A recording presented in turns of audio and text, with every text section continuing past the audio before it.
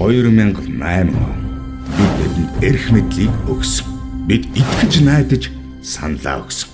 Бид өөрчлөлтийн төлөө хүн шиг амьдрий гэж, улс шиг хөгжиж гэж сонгосон. Ихийг хийлгэх гэж, эх орондоо сайхан амьдрах гэж тэднийг сонгосон. Гэвч өнөөдөр 2012 он тэд ялагджээ.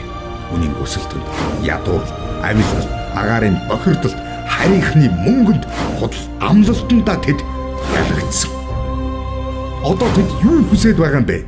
Бүлэглэл, хувилдаан, авилгал, тохиролцоо, бялуу хуваалт дахиад жигшмээр 4 жилийг угтах уу? Одоо хангалттай. Авилагчдаас, олигархуудаас хоосон амлагчдаас, байгаль сүйтгэгчдээс төрөөс төрсөн тэр умднуудаас эх орноо буцааж авъя. Бид ирж байна. Иргэн төвтэй шин засаглалыг бүтээхээр бид ирж байна. Иргэний зориг ногоон нам.